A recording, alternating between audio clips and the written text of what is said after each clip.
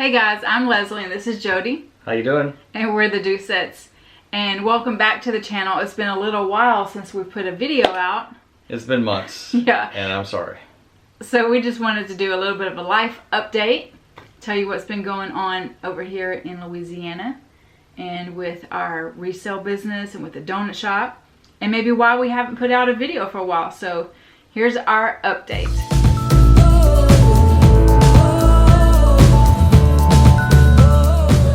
Well, first and foremost, it's probably because I need to be better motivated. That's probably the main thing. But, you know, we do have other excuses that we could use. Yes, because procrastination is one thing. And I think we talked about our procrastination on here before, that we're both terrible. Yeah, we're pretty bad. But, like Jody said, we do have some better excuses. Of course, this year in 2020, we have undergone a pandemic. Mm-hmm. And we've really been affected by that, as is every person across the world. And so when it comes to our resale business, we have been affected because, of course, there is no garage sales. There's the thrift stores were all closed. Yeah, at first there was. You have it now, but it's like, you know, you can't see the virus. So, you know, you go in feeling uneasy. Should I walk next to this person? You know, it's really hard to do anything indoors. So it's like, it just makes it more difficult to do this type of business. Yeah. And we overcame that a bit ourselves by what we did, since we couldn't do those things for a while, or chose not to go to thrift stores for a while. Remember that death pile I have up there that we call it our death pile? Oh, Mount St. What? Yeah. I have it's clothes that I've bought at thrift stores, or maybe some of it's my own items, but it's just like, they didn't make me excited. I wasn't excited to post them, and so I thought, now's the time. Yeah. So I went through them now. I didn't post all of it like I should have, because I'm too bad of a procrastinator, but I did post some of the items from my death pile. And if you are a reseller, I'm sure you have a death pile somewhere. So go through that death pile and post those items. Get that done. And then also what I did to keep my store active was I was just going through my own closet anyways. Mm-hmm. And because I didn't need some of the items anymore, because we really weren't going out. We weren't going on vacation. We weren't going out to eat or going anywhere. So I thought, I don't really need these clothes anymore. And when we do those things again, I'll probably want newer ones. Yeah. So I went through it. I said, I haven't worn this, you know what you do when you clean out your closet. And it ended up with a pile. And some of the things I chose to resell. Some of those I was going to bring to a thrift store. But I made a pile of things that I wanted to resell and posted those items, or at least most of those items. And she has a lot of clothes, so, you know, you probably open up your own thrift store with the amount of clothes that she has. So sold those clothes and some boots, and then also we had a friend. Oh yeah, we so this might be an idea for you guys. We had a friend that didn't want to open up an eBay store, knew that we had one. He didn't want to get the shipping supplies or the boxes or any of that, or even deal with it. So he said, "What if he's a photographer, so he said, what if I give you these to sell, and you just make a commission off of the sales?" And so we worked a deal, and he had a lot of equipment. Actually, a lot has, so we're still selling it. Yeah. But I thought that was a really good thing for us. It keeps, of course, an income for us coming in, but then also being able to have the items to post on eBay to keep the store active and going and fresh and new. Yeah. So, and then you have another friend that had some clothes that she just a bunch of clothes. Like they don't want to do this reselling, but they have clothes that they just, you know, they're too good to donate maybe in their mind, or exactly.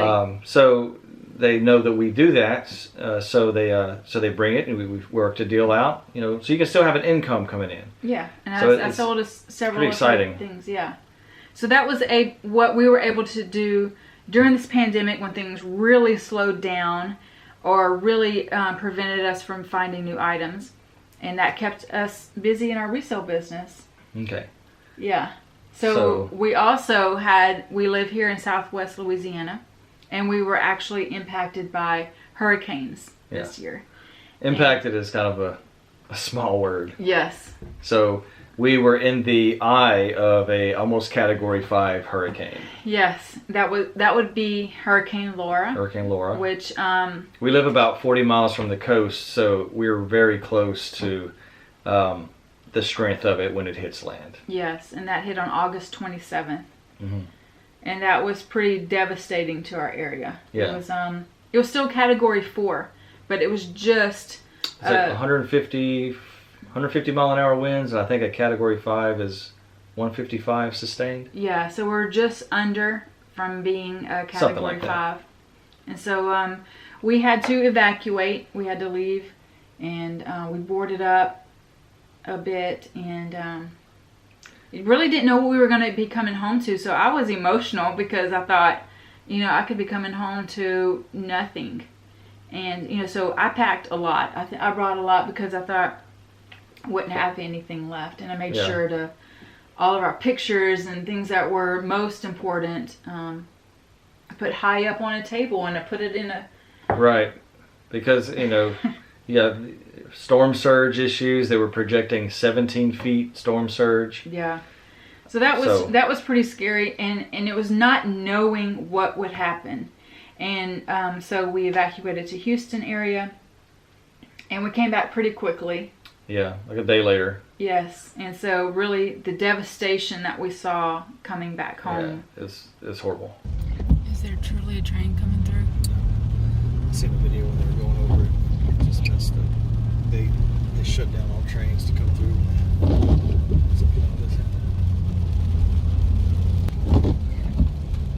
Their kitchen.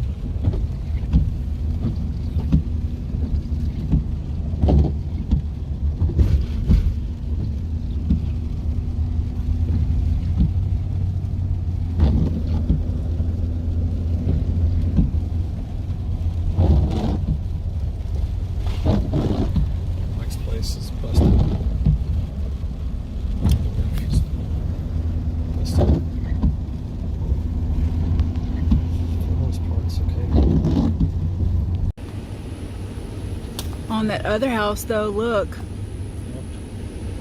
Well, I don't know if it hit it. Looked like it fell on top, but not through. This really just a corner right here. This corner here. Oh, okay. Well, okay, it's still not bad. These shingles are going. Wow, look at that big tree. Roof shingles is bad, and the fireplace thingy. The garage, that corner's messed up on this side. Oh. Well,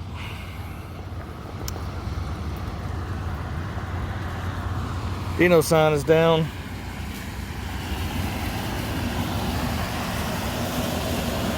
It is just laying down, so there's a chance I can fix it.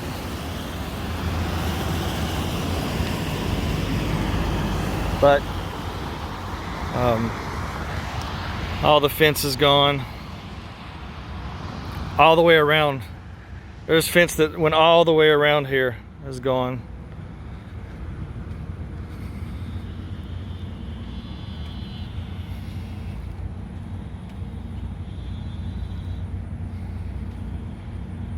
This overhead piece is gone.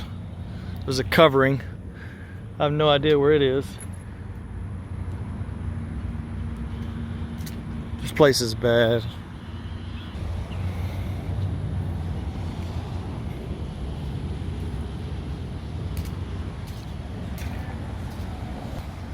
Huh. I think that's part of the roof.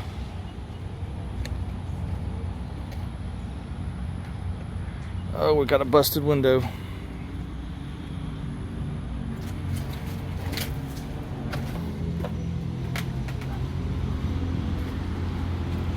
Here's the other side. I might just take this side off and put it on the other side. This window stayed good.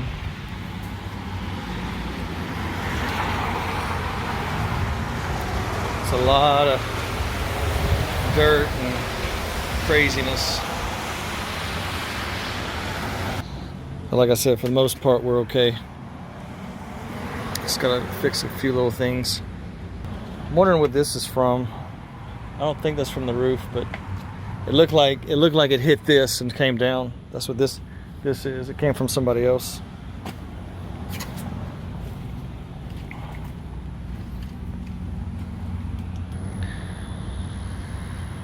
Oh, it's a lot of destruction.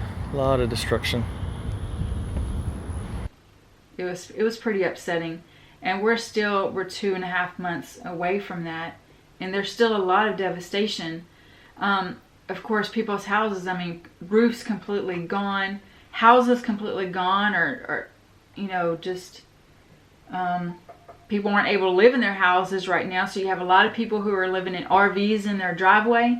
A lot of people, any apartment that was available, they're in it. A lot of houses that were for sale has been sold to these people who were desperate for a place to live.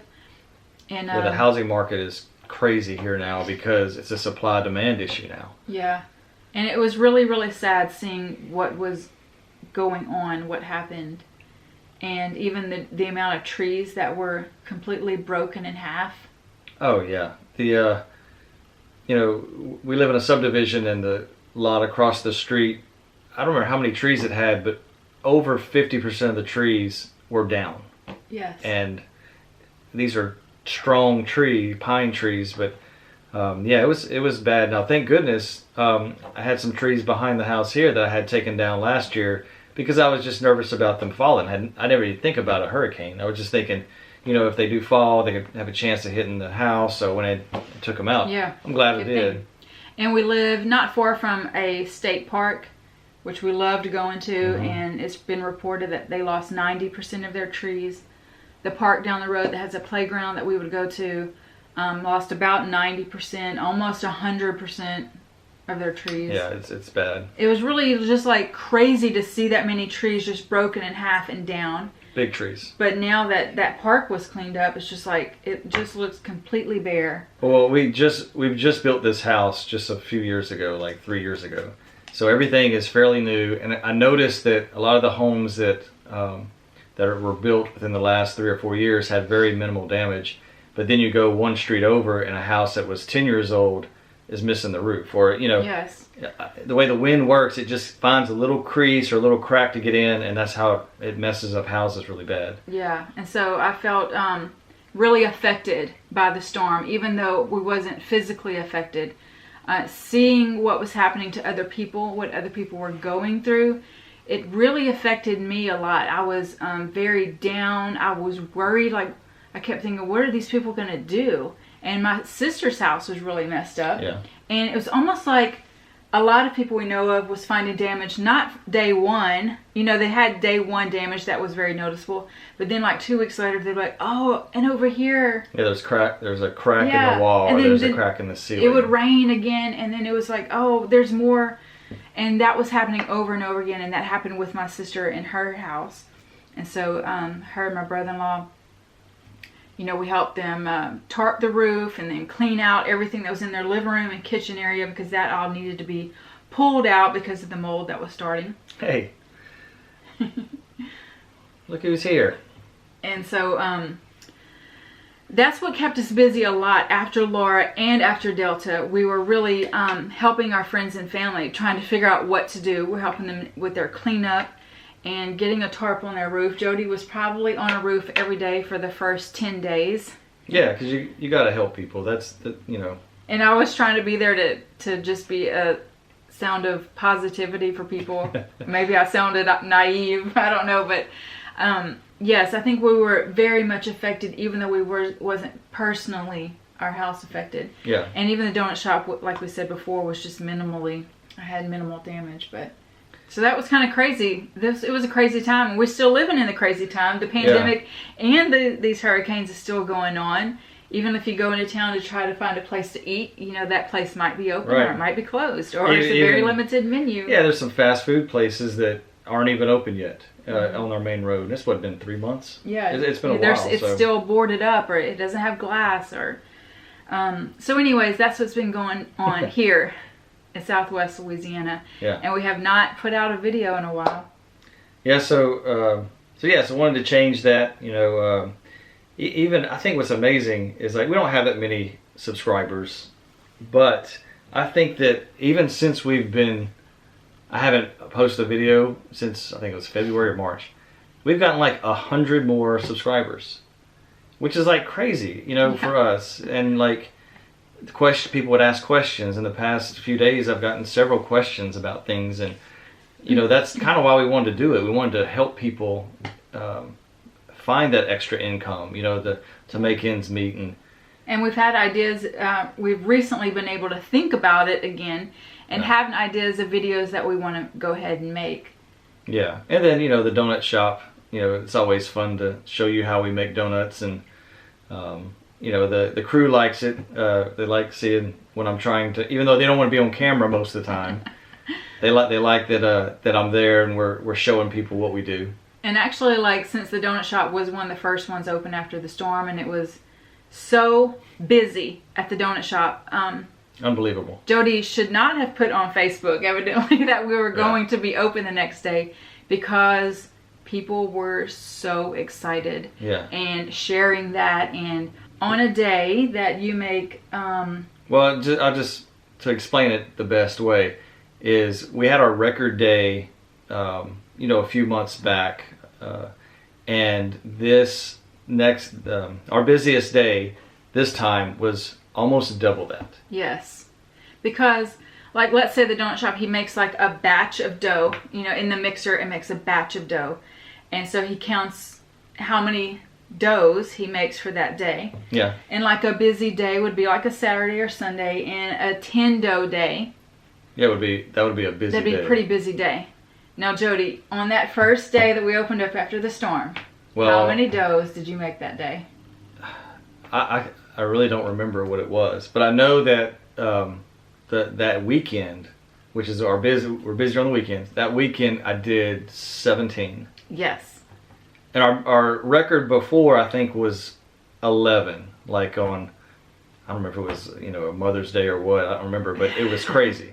Yes, I went to the donut shop because I personally wanted a donut. Yeah. I was thinking I would love a hot glazed donut, and I'm going to go get me one. Well, so did everyone else in Westlake and surrounding areas. Because when I pulled up, it was a line down the road. Not just a line in the driveway, but a line down the road. Which is a long ways. I've heard that it was like a quarter mile down the road, and people were in line for 45 minutes. Yeah. So I went to my sister's house, she lives nearby, and I just walked to the donut shop. So I just went in knowing that I was going to help. There is not me getting a glazed donut. I was going to help. And at that point, there was no donuts in the showcase. Yeah, we were selling what I was making in the back. Yeah, and I think at that point they were selling glazed and chocolate only. Yeah. And then after a little while, we were only selling glazed donuts because we were just boxing glazed donuts off of the glazer. You glaze them and then we're boxing. Yeah. And there was no putting on any trays. No, just straight into the boxes. Yeah, it was unbelievable. And it Our stayed like minds that. were blown. It stayed like that for a while. Like I had to get there, a little after midnight just to keep up, not to get ahead, but just to keep up. I had to get there. We opened at 5. Yeah, I didn't know that you could make that many donuts in one morning.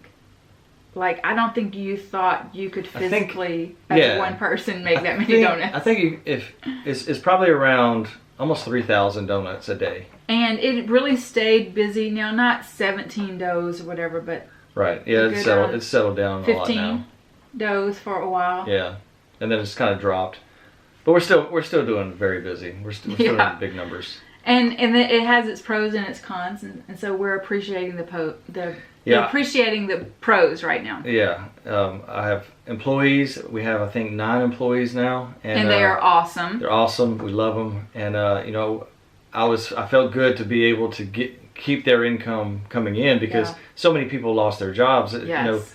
there's no building there at some of these jobs, so you know they don't have it no more. And they needed money to fill up the gas cans to keep their generators going, because they were working at the donut shop without having electricity either at their house. Yeah, we didn't have electricity at our home. Right. A lot of that time that you was working at the donut shop. Yeah, we had generators. So they were actually getting able to make money at a time that many people were just like. Yeah, dealing with insurance. Yeah. You know, insurance, it takes a while. And we've heard horror stories and great stories, but all in all, it's just so much red tape to go through. So it takes weeks to get any kind of money. But as far as like the donut shop being busy and staying busy, and we were so appreciative to our customers here, because they were just so happy to see us, and everybody was so happy to see our employees. We know they're going through all kind of stuff. Even though they waited 45 minutes in line for the first week or two, they were just kept saying thank you so much. Just a little bit of something normal. Yeah, we were so appreciative of such good customers and employees. They were outstanding. So we have some ideas of videos to make in the future to help you with your eBay store or Poshmark, or what you should pick up at the thrift store, what you should sell. And then of course we have a video about the donut shop. Yeah, in the works. Yeah, because you know you still like to see those good donuts, and like to hear some tips about donuts, and we like to just make you hungry for donuts. Too bad I couldn't ship the donuts to you. So we're working on some things, and thank you so much for tuning in to the channels. Thank you for subscribing this whole time that we hadn't put any videos out, and we hope to see you soon in a new video.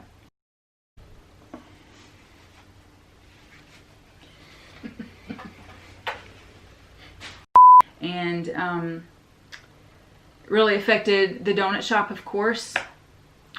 Callie was nearby, and I just walked to the donut shop, and I just went in knowing. Oh. Callie, come here. Get in.